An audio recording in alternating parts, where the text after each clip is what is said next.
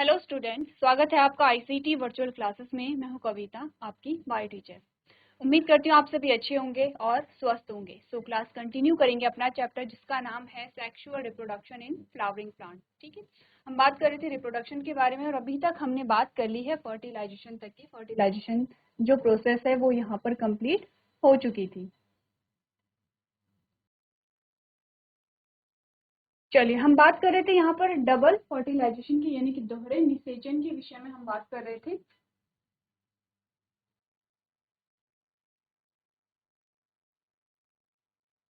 अब double fertilisation कैसे होता है ये हमने डायग्राम के माध्यम से समझा था प्रीवियस लेक्चर में। ठीक है, हमने कहा था कि यहाँ पर क्या हुए, दो मेल गैमेट आए।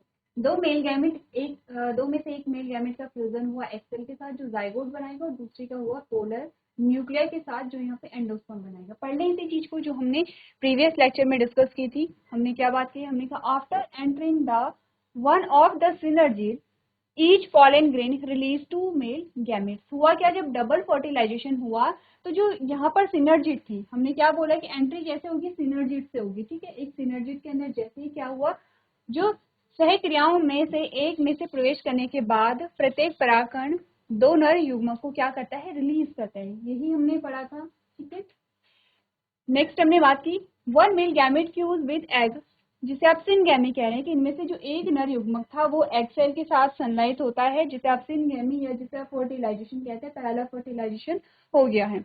And other male gametes fuse with the two polar nuclei that is called triple fusion to produce a triploid primary endosperm nucleus, PEN जिसे कहते हैं, प्राइमरी एंडोस्पर्म न्यूक्लियस यहाँ पर बन गया है, फॉर्म हो गया। अब क्यों हम इसे प्राइमरी एंडोस्पर्म न्यूक्लियस कह रहे हैं, ये आप तब समझेंगे जब आप एंडोस्पर्म के डेवलपमेंट को समझेंगे। फर्टिलाइजेशन के बाद हम क्या पढ़ेंगे, पोस्ट फर्टिलाइजेशन इवेंट पढ़ेंगे। ठीक है, जिनमें कि क्या हो रहा है, यहाँ पर डेवलपमेंट की प्रोसेस हो रही है।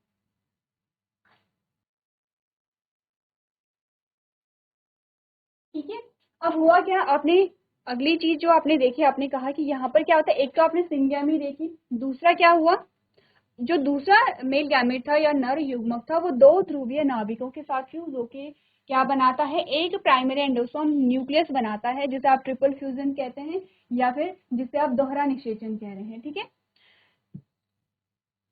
नेक्स्ट आपने कहा since two types of fusion takes place in the embryo sac the phenomenon is known as fertilization, क्योंकि आपने कहा भ्रूण कोश में दो प्रकार का संलयन हुआ है, इसीलिए इस घटना को दोहरा निषेचन कहा जाता है।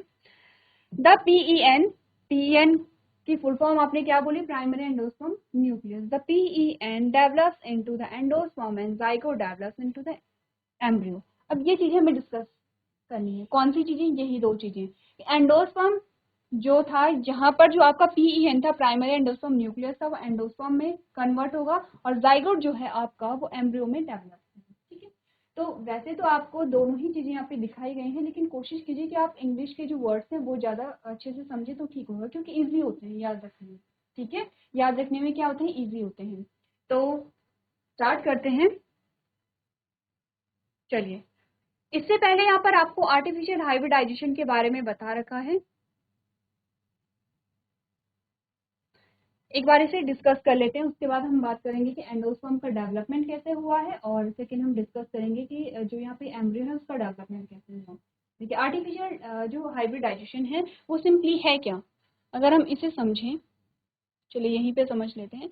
आपने कहा कि यहाँ पर हमें क्या करना होता है, हमने देखा कि दो प्लांट्स थे हमारे पास, दो पौधे हमारे पास थे, उनमें क्या था, तो उनमें अलग अलग कैरेक्टरिस्टिक थे। जैसे कि आपने देखा होगा, अगर हम धान कहते तो हम कहते हैं धान की अलग अलग वैरायटी होती है। ठीक है, होती है धान की अलग अलग वैरायटी। ऐसे ही आपको क्या मिलता है, तो हमने कहा धान की अलग अलग वैरायटी कैसे होंगे, कुछ ऐसे चावल होते हैं जो क्या होते हैं, एकदम व्हाइट होते हैं, कुछ आपको रेडिश दिखाई देते हैं। ठीक है, कुछ कुछ आपको गोल्डन राइस भी आपको मिलते हैं, जिसमें विटामिन ए भरपूर मात्रा में होता है। तो होता क्या, सारे हैं तो राइस। अब हमने कहा कि हम बात कर रहे हैं एक स्पीशीज की, हमने कहा है तो सारे ही राइस, लेकिन उनमें अलग अलग गुण धर्म थे।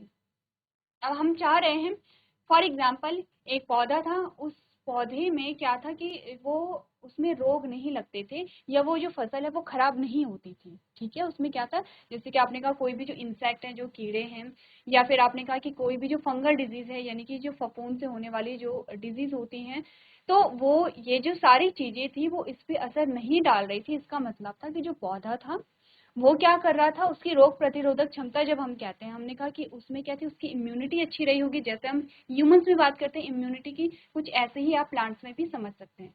तो आपने कहा कि ये जो फसल है ये खराब नहीं हो रही थी। फॉर एग्जाम्पल हम यहाँ पर चावल के ही क्या ले लेते हैं, यहाँ पर वेराइटी ले लेते हैं, हम धान की वेराइटी ले लेते हैं। वेराइटी ए है, वेराइटी बी है, ठीक है।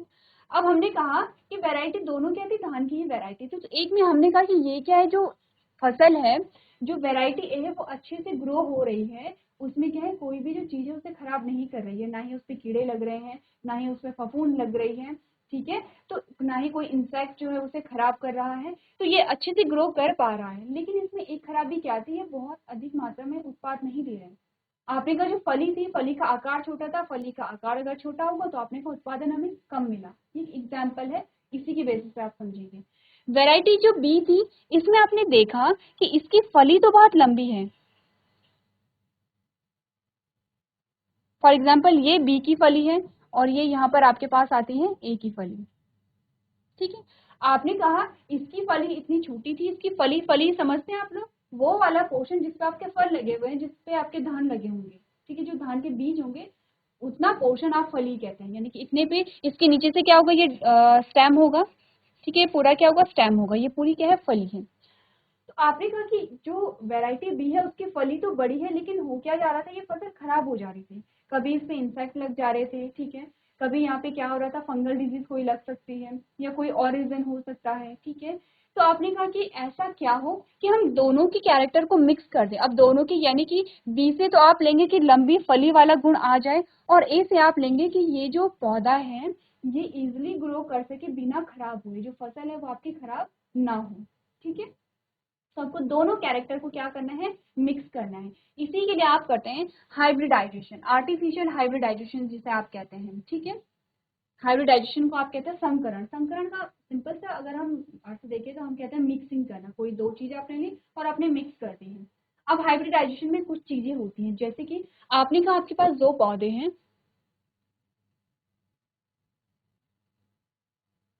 यहाँ पर देखते हैं, ठीक है, एम्ब्रियो के बारे में बाद में बात करेंगे। हम यहाँ पर देख रहे हैं, हमने कहा हमारे पास दो पौधे हैं, एक पौधा ये है, ठीक है, इस प्रकार से। आप ये नहीं कहेंगे ये छोटा सा पौधा लग रहा है, ये धान का पौधा नहीं लग रहा है। हमें चीजें समझनी है कि चीजें हो क्या रही हैं एक्चुअली में, ठीक है। और एक पौधा हमने कहा ये है,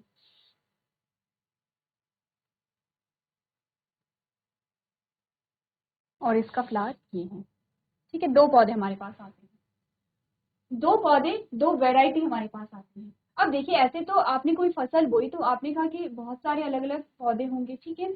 हम चाहते हैं इन दोनों के कैरेक्टर हमें मिले, क्योंकि हमने कहा ये है वैरायटी ए और ये है वैरायटी बी।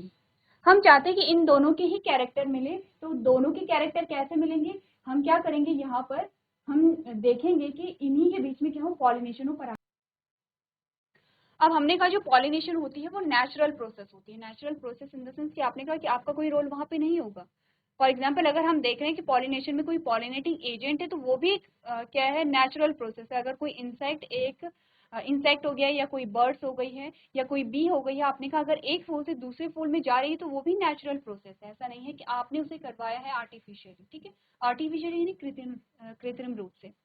तो अब हुआ क्या, आपने कहा कि क्योंकि यहाँ पे नेचुरली तो पॉसिबल नहीं है, मतलब 100% श्योरिटी तो हम नहीं दे सकते हैं कि इन्हीं दोनों के बीच में पॉलिनेशन हो, मे बी हो या नहीं, नहीं भी हो सकता है। तो हमने कहा क्योंकि हमें 100% रिजल्ट अपना चाहिए, तो हम यहाँ पे क्या करेंगे, आर्टिफिशियली कृत्रिम रूप से क्या करेंगे, पॉलिनेशन करेंगे। तो सबसे पहले हमें क्या करना है, हमें सेल्फ पॉलिनेशन को रोकना था। तो हमने क्या किया, यहाँ पर फॉर एग्जाम्पल ये ऐसा पौधा था कि यहाँ पे क्या थे, स्टिग्मा भी थी और यहाँ पर स्टेमेन भी थी, सेम इसमें भी था।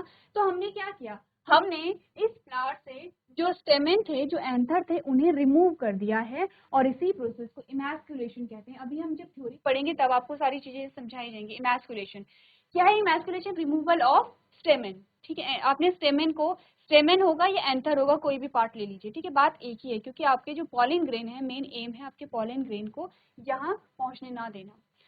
स्टेमेन आएगा या एंथर आएगा, एक ही बात है, उसको आपने रिमूव किया, उसे आप कहते हैं इमैस्कुलेशन। अब यहाँ पे दोनों ही पार्ट होंगे, कोई दिक्कत नहीं है, क्योंकि हमें क्या करना है यहाँ पे पॉलिनेशन इसमें करवानी है, ठीक है। हमने ये पौधा ले लिया, इसमें करवानी है। अब हुआ क्या, आपने यहाँ पर जैसे ही पॉलिन ग्रेन बने, फॉर एग्जाम्पल जैसे ही यहाँ पर क्या बने, पॉलिन ग्रेन बने, अब आपने क्या किया, पॉलिन ग्रेन जब बने हैं, अब आपने जब दोनों मेच्योर हो जाएंगे दोनों पार्ट, ठीक है, तब तक आप यहाँ पे बैगिंग कर लेंगे। ये क्या है, आपने कर ली है बैगिंग कर ली है, ठीक है। ये जो आपको एक और लेयर बना देते हैं जिससे आपको कंफ्यूजन ना हो। ये आपने क्या कर दी है, बैगिंग कर दी है। बैगिंग क्यों की है, ताकि कहीं बाहर से पॉलिन ग्रेन आकर इस फूल में पॉलिनेशन की प्रोसेस ना कर सके, ठीक है। अब जैसे यहाँ पे पॉलिन ग्रेन मेच्योर हुए, आपने इस बैग को रिमूव किया आर्टिफिशियली, यानी कृत्रिम रूप से आपने इसका जो पॉलिन ग्रेन था वो इस पे आपने डाल दिया है, ठीक है। ये जो पॉलिन ग्रेन था आपने इस पे डाल दिया है। जब आपने पॉलिन ग्रेन यहाँ पर डाला, अब फिर से आपने यहाँ पे बैग लगा दिया है, बैग से आपने इसमें क्या कर दिया, इसे कवर कर दिया है। अब क्या हुआ, अब क्या चाहते थे, दोनों के कैरेक्टर मिक्स होकर के आपको एक नई वैरायटी मिले, एक नए कैरेक्टर वाली वैरायटी मिले, और जिसमें आपने देखा कि फली भी बड़ी थी और आपने देखा फसल भी खराब नहीं हो रही है। इतनी सी बात को हम कहते हैं यहाँ पर हाइब्रिडाइजेशन, संकरण। इसी को आपको पढ़ना है, तो इजी चीज है, आपको समझ आ गया होगा। ये सेम चीज आप वहां भी डिस्कस करते जब आप जेनेटिक्स की बात करते हैं, ठीक है। जब हम कहते हैं कि आपने एक पौधे का क्रॉस दूसरे पौधे से कराया, उसके बाद आपके पास F1 जनरेशन आई, तो ये सेम प्रोसेस हम वहां पे भी डिस्कस करते हैं कि क्या हुआ होगा, कैसे क्रॉस कराया गया होगा, ठीक है। चलो तो पढ़ लेते हैं हाइब्रिडाइजेशन को, क्या कहता है हाइब्रिडाइजेशन। आपने कहा crossing of different variety of a species hybrid individuals with desirable characters of a parent plants, यानी कि प्रजातियों की विभिन्न किस्मों को, स्पीशीज सेम होगी, हम धान की ही बात कर रहे हैं, लेकिन उसकी क्या है, किस्में हैं, वैरायटी हैं, ठीक है। उसके अलग अलग किस्म आपने सुना भी होगा, अलग अलग किस्में होती हैं, धान की होती हैं, ठीक है। यहाँ पे वीट की होती है, यानी कि गेहूं की होती हैं। तो प्रजातियों की विभिन्न किस्मों को पार करना नहीं, बल्कि क्रॉस, क्रॉस का मतलब होता है दोनों में पॉलिनेशन कराना, पार नहीं होगा, क्या होगा यहाँ पे, क्रॉस कराना, ठीक है। क्रॉस करना संकर व्यक्ति मूल पौधे के वांछनीय लक्षणों के साथ, यानी कि प्लांट यहाँ पे क्या होगा, इंडिविजुअल, यानी कि हम प्लांट की बात कर रहे हैं, ठीक है। पार यानी कि हम बात कर रहे हैं क्रॉस की। तो आप समझ रहे हैं कि हाइब्रिडाइजेशन किसे कहते हैं। हमने कहा एक ही स्पीशीज की दो अलग अलग किस्मों के बीच आपने क्या करा दिया है, क्रॉस करा दिया है, उनके बीच में आपने पॉलिनेशन करा दी है, इसे आप हाइब्रिडाइजेशन कहते हैं। क्योंकि ये खुद आप कर रहे हैं, इसीलिए आप इसे क्या कहेंगे, कृत्रिम संकरण कहेंगे। सेकेंड आपने बोला desired pollen grain from a pollination stigma protected from a contamination. आपने कहा परागण के लिए वांछित परागकण कलंक संदूषण से सुरक्षित रहते हैं। आपने कहा कि जो क्या होता है, desire pollen grain from pollination stigma protected from contamination, उसके लिए आप क्या करते हैं, इमैस्कुलेशन करते हैं। आपने कहा कि क्योंकि आपको स्टिग्मा को सेव करना है, जिससे कि आपके जो डिजायरेबल जो पॉलिन ग्रेन होंगे वही वहां पर पहुंचे, उसके लिए आप क्या करते हैं, स्टिग्मा को सेव करते हैं, प्रोटेक्ट करते हैं। और प्रोटेक्ट कैसे आप करेंगे, आपने कहा वहां पे आप बैगिंग करेंगे, ठीक है। एक तो बैगिंग करेंगे, दूसरा आप इमैस्कुलेशन करेंगे कि एंथर को रिमूव कर देंगे, ताकि वहां पे स्वपरागण की प्रोसेस ना हो सके। बैगिंग में आपने क्या किया, flower covered bag made up of a butter prevent contamination of stigma from a unwanted pollen. आपने बोला सबसे पहले तो विपुंजीकरण यानी कि परागकोश को हटाना। बैगिंग में आपने कहा फूलों से ढका हुआ मक्खन से बना थैला अवांछित पराग से कलंक के संदूषण को रोकता है। अब आपने क्या किया, बैग्ड फ्लावर में क्या आपने देखा, attend a receptivity mature pollen grain dusted on the stigma rebagged fruit allow to develop कृत्रिम आर्टिफिशियल हाइब्रिडाइजेशन, ठीक है। आपने बोला कि जो आपने जो फूल था जिसमें आपने बैगिंग की थी, जिसने आपने बैग में पैक किया था, उसकी ग्रहणशीलता प्राप्त करता है, परिपक्व परागकण कलंक पर झाड़ा जाता है और पुनः जो थैला है वो फल विकसित होने की अनुमति देता है। अब आपको इतनी सारी चीजें समझने की आवश्यकता नहीं पड़ेगी अगर आपने ये चीजें समझ ली हैं। ये चीज आपने समझ ली, सिर्फ यही बात कही गई है, सिंपली कहा गया है दो पौधे थे, दो पौधों के बीच में आपने पॉलिनेशन कराया या क्रॉस कराया, इसी को आप हाइब्रिडाइजेशन कह रहे थे, क्योंकि आप आर्टिफिशियली कर रहे हैं इसीलिए इसे आप क्या कह रहे हैं, आर्टिफिशियल हाइब्रिडाइजेशन कह रहे हैं। आपने कहा स्टेप अलग अलग होते हैं, आपको सबसे पहले तो एक प्लांट सेलेक्ट करना है, या तो ये कर लीजिए या तो ये कर लीजिए, एक प्लांट को सेलेक्ट करना है कि इसमें हमें क्या नहीं होने देनी है, कहीं और से पॉलिनेशन नहीं होने देनी है, तो आपने ये सेलेक्ट किया। अब आपने सबसे पहले तो इसी के एंथर निकाल दी कि स्वपरागण ना हो, जिसे आप इमैस्कुलेशन कह रहे हैं। अब आपने उसे क्या कर दिया है, कवर कर दिया है, जिसे आप बैगिंग कह रहे हैं।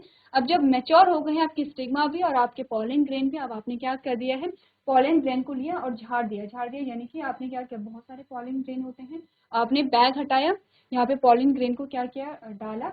उसके बाद आपने क्या किया, फिर से रीबैगिंग कर दी है ताकि फिर से पॉलिनेशन ना हो। अब यहाँ पे जो प्रोसेस है वो आगे की ओर बढ़ती चली जाएगी, यहाँ पे फर्टिलाइजेशन हुआ होगा, यहाँ पे जाइगोट का फॉर्मेशन बन गया हो गया है, और यहाँ पर पेन यानी PEN क्या बोला था, यहाँ पर प्राइमरी एंडोस्पर्म न्यूक्लियस का फॉर्मेशन हो गया है। इतनी बात क्लियर है। यहाँ से आगे की बात अब हम करेंगे, जिसमें आपको क्या देखना है, डेवलपमेंट देखना है, पोस्ट फर्टिलाइजेशन इवेंट्स को आपको देखना है, ठीक है। पोस्ट फर्टिलाइजेशन इवेंट में क्या क्या हुआ उसके लिए जानना जरूरी है कि यहाँ पर जो ओव्यूल है वो किस कंडीशन में है, किस स्थिति में है।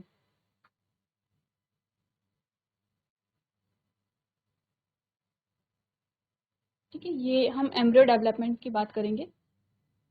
चलिए यहाँ पर देख लेते हैं। सबसे पहले आपको ये देखना है हुआ क्या था। आपने कहा था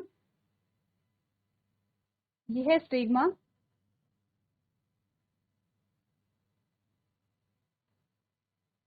और स्टिग्मा के तीनों पोर्शन आपने पढ़े होंगे, ठीक है।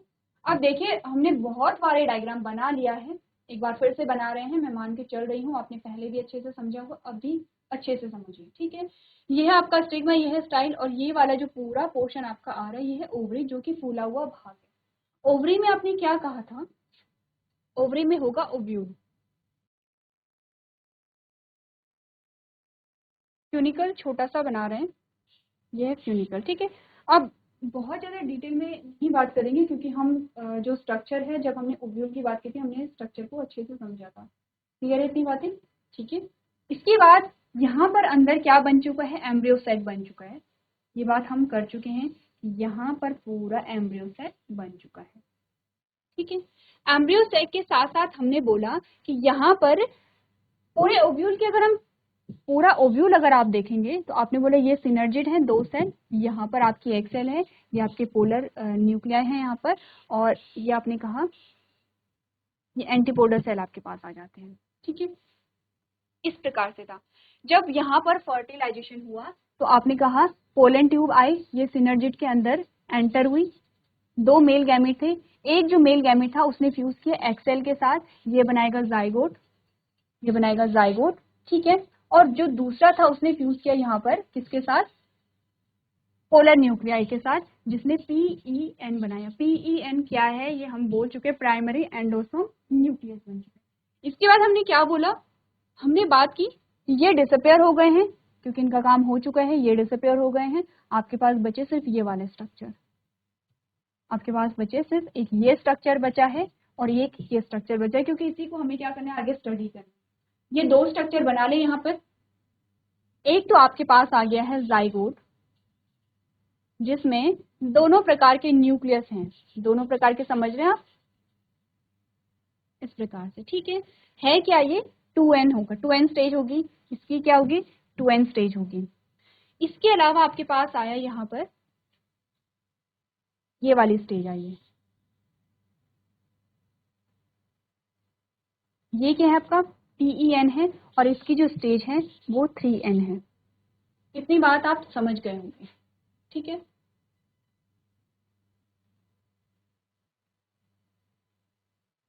अब देखिए जो आपके पास ये वाला स्ट्रक्चर आया है इसे हम कह रहे हैं जाइगोट,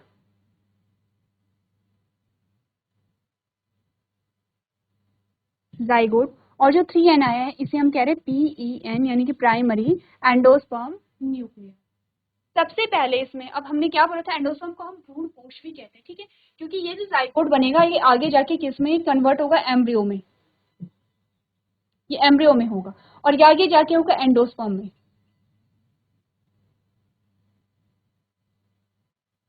ये है आपका भ्रूण, और ये है आपका भ्रूणकोश, और ये जो पूरा बना हुआ है आपका, ये है आपका, ये जो पूरा बना हुआ है ये आपका भ्रूणकोश। एक बार ये चीजें डिस्कस कर लेते हैं। देखिए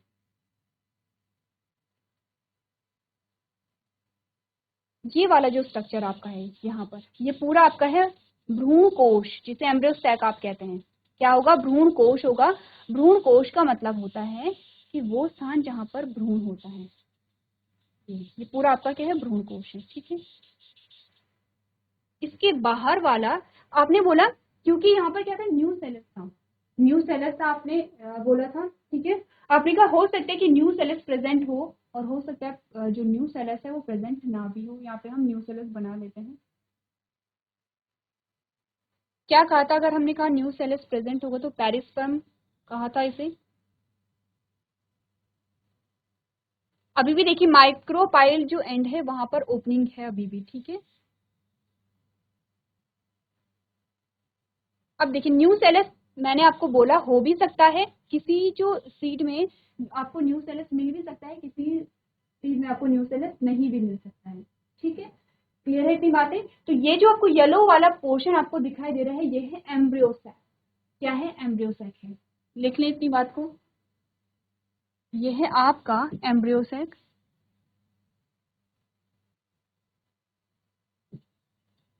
एम्ब्रियोसैक है। ठीक है। अब आपने कहा जाइगोट है तो जाइगोट से बनेगा एम्ब्रियो। ठीक है। और जो प्राइमरी एंडोस्पर्म न्यूक्लियस है इससे बनेगा एंडोस्पर्म। ये है आपका भ्रूण पोष, जो आपको ये वाला येलो वाला पोर्शन दिखा रखा है। भ्रूण पोष के अंदर आपका भ्रूण डेवलप होगा, और इस भ्रूण को पोषण देने के लिए आपका भ्रूण पोष वहां पर होगा। इतनी बात क्लियर है? ये हम काफी बार डिस्कस कर चुके हैं, एक बार देखिए आप लोग। चलिए अब देखिए, सबसे पहले आपको पढ़ना है, हमने कहा कि जब यहाँ पर जाइगोट बन गया, अभी एम्ब्रियो नहीं बना है। ठीक है। मैंने सिर्फ इतना बताया है कि ये जाइगोट से एम्ब्रियो बनेगा, ना ही यहाँ पे एंडोस्पर्म बने। तो सबसे पहले क्या होता है, ये मैं हटा रही हूँ। सबसे पहले यहाँ पे क्या होगा? जो एंडोस्पर्म होता है, एंडोस्पर्म में क्या होगा? यहाँ पे डेवलपमेंट होगा। ये जो 3 स्टेज आपके पास आई है, ठीक है, जहाँ पे डबल फर्टिलाइजेशन होता है, तो जो एंडोस्पर्म है उसमें क्या होता है? देखिए आपके पास इस प्रकार से और इस प्रकार से, हमने इस प्रकार से हम दिखाते हैं, ये 3 स्टेज है। इसमें होता क्या है एक्चुअली में? कैरियोकाइनेसिस होती है। कैरियोकाइनेसिस में क्या होगा? जैसे हमने कहा ये रीजन है, और यहाँ पर क्या बने?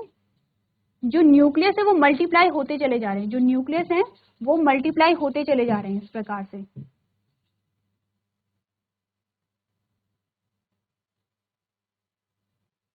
ठीक है। ये मल्टीप्लाई होते चले जा रहे हैं। क्या है ये हम बात कर रहे हैं किसकी? Primary endosperm nucleus. Primary endosperm nucleus में क्या हुआ? डिवीजन होता चला गया। न्यूक्लियस तो डिवाइड होते रहे, न्यूक्लियस तो यहाँ पे बहुत सारे बन गए, क्योंकि हम क्या कहते हैं, हर एक सेल में क्या होता है? एक न्यूक्लियस होता है। तो हमने कहा कि यहाँ पे न्यूक्लियस तो डिवाइड हुए, लेकिन सेल मेम्ब्रेन नहीं बनी है, यानी कि यहाँ पे सेल नहीं बने हैं। तो आपने कहा इसी सेल में बहुत सारे न्यूक्लियस हो गए हैं। अब यहाँ पर आपने कहा ये जो है ये है लिक्विड एंडोस्पर्म। एग्जाम्पल क्या है? नारियल पानी। जो नारियल पानी होता है आप इसी कंडीशन में उसे पीते हैं, वहां पर क्या होता है? बहुत सारे न्यूक्लियस तो बन जाते हैं अभी एंडोस्पर्म में, प्राइमरी चेंजेस आ रहे हैं। ये था आपका primary endosperm nucleus. Primary endosperm nucleus में चेंजेस आए। ठीक है। इसी के अंदर ये चीजें हो रही हैं, चीजें इसी के अंदर हो रही हैं। बस मैंने आपको यहाँ पर ये बड़ा करके दिखाया है, और यहाँ पर मैंने जाइगोट अभी नहीं दिखाया। यहाँ ऊपर जाइगोट भी होगा। ठीक है। जाइगोट भी होगा। तो आपने कहा कि यहाँ पर क्या हुआ कि जो आपका प्राइमरी एंडोस्पर्म न्यूक्लियस था उसमें बहुत सारी न्यूक्लियस बनने लग गए। ठीक है। बहुत सारी न्यूक्लियस बनने लग गए। पहले तो क्या थे? 2 पोलर न्यूक्लियस थे, और उसके बाद मेल गैमेट था, फ्यूज होकर इन्होंने क्या बनाया है? TEN बनाया था। उसके बाद बहुत सारे न्यूक्लियस बने। तो हमने कहा कि यहाँ पर एंडोस्पर्म बन गया है, लिक्विड एंडोस्पर्म आपके पास आया है, जो कि नारियल पानी का एग्जाम्पल है। अब धीरे धीरे क्या होता है? टाइम के साथ साथ क्या होता है? इसमें सेल वॉल बनने लग जाएगी, ऐसे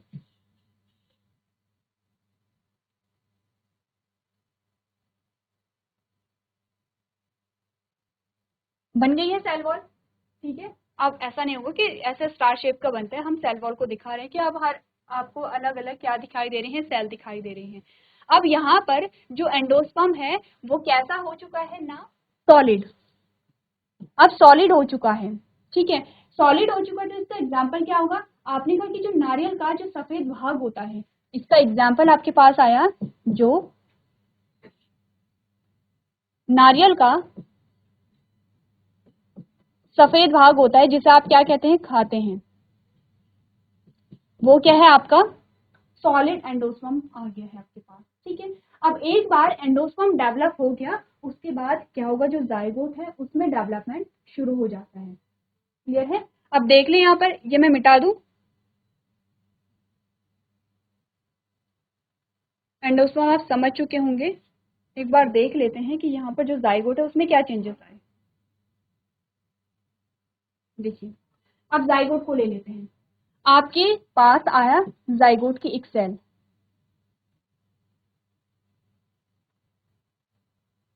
प्रकार से यह है जाइगोट। ठीक है, जाइगोट में डिवीजन हुआ और एक सेल से दो सेल यहाँ पर बनी है।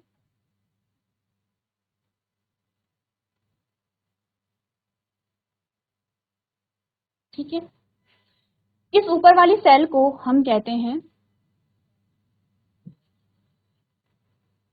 बेसल सेल और इस नीचे वाली सेल को हम कहते हैं टर्मिनल सेल।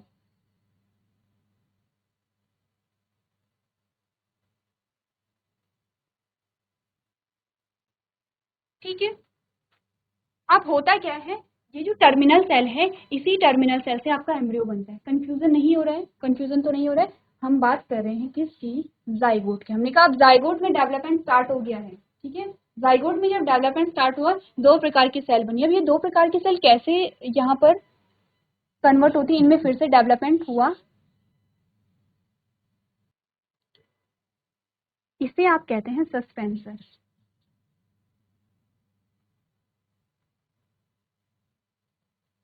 और इसे आप कहते हैं ग्लोब्यूलर एम्ब्रियो, क्योंकि इसका जो शेप है वो ग्लोब्यूल जैसा है। अब देखिए, हमने कहा जो बेसल सेल है वो एक डंडीनुमा संरचना बना रहा है जिसे सस्पेंसर कहेंगे। जो टर्मिनल सेल है वो एम्ब्रियो बनाएगा, और इस बार यहाँ पर आपको ग्लोब्यूलर एम्ब्रियो देखने को मिला। ग्लोब्यूलर एम्ब्रियो से आपके पास बनता है हार्ट शेप एम्ब्रियो। ठीक है, कैसे, देखिए ये आपका सस्पेंसर आ गया है इस प्रकार से।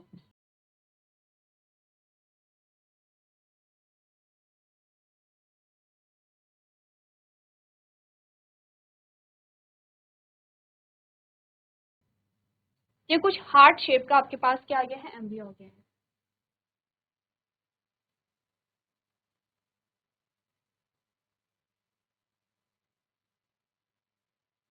ध्यान रखिए, पूछा जाता है आपसे कि सबसे पहले जो एम्ब्रियोनल डेवलपमेंट है, शेप कौन सी आती है, ग्लोबुलर पहले आती है या हार्ट शेप पहले आती है। ठीक है, ये सेकंड स्टेज है।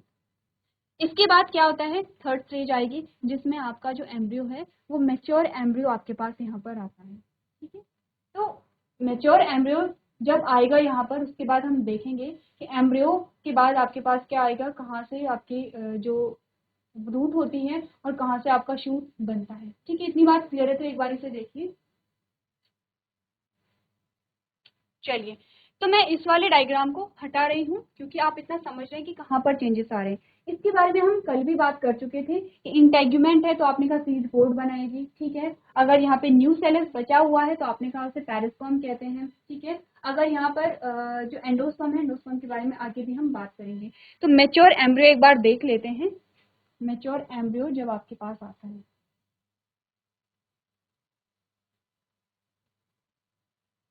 पहला स्टेप आपके पास आया, पहला स्टेप आपके पास ये आया, सेकेंड स्टेप आपके पास ये आया, थर्ड स्टेप आपके पास ये आया, और थर्ड के बाद जो फोर्थ स्टेप आपके पास आता है,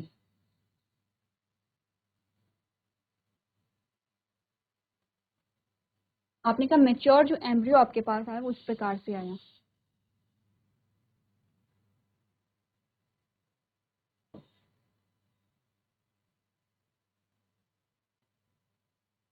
ये आपके पास मेच्योर एम्ब्रियो आया है। ठीक है, इसकी लेबलिंग अब आपको करनी है। ये आपके लिए क्या है, होमवर्क में है। ये होमवर्क में आपके लिए है कि इसकी लेबलिंग आपको करनी है। ये आपके पास आता है फोर्थ स्टेप जिसमें आप बात करते हैं मेच्योर एम्ब्रियो की, और ये जो एम्ब्रियो आप देखेंगे या फिर ये जो स्ट्रक्चर आप देखेंगे सीड का, ये क्या होगा, डाइकोटिलीडॉन का स्ट्रक्चर होगा, ठीक है। मोनोकॉट का स्ट्रक्चर भी हम यहाँ पर डिस्कस करेंगे। तो होमवर्क को एक बार नोट कर लीजिए। और आपके पास ये जो इमेजेस आती है ये इंपॉर्टेंट है। इससे पहले हमने देखा कि आप है क्या, ये जाइगोट से 2 सेल बनी है, ठीक है। जाइगोट से 2 सेल बनी है, बेसल है, टर्मिनल है। बेसल एक डंडीनुमा संरचना बनाएगा और टर्मिनल से आपका क्या बनेगा, एम्ब्रियो बनेगा, ठीक है। एम्ब्रियो में सबसे पहले ग्लोबुलर एम्ब्रियो बना, हार्ट शेप का एम्ब्रियो बना सेकंड। थर्ड में आपके पास क्या आ गया है, ये है आपका मेच्योर एम्ब्रियो। तो इसकी लेवलिंग आप लोग करेंगे और देखेंगे कि किस प्रकार से क्या क्या यहाँ पर पार्ट बनते हैं, ठीक है। इतनी बात क्लियर है। चलिए, तो आज के सेशन में हम इतना ही करेंगे। अभी तक क्लास में बने रहने के लिए आपका धन्यवाद।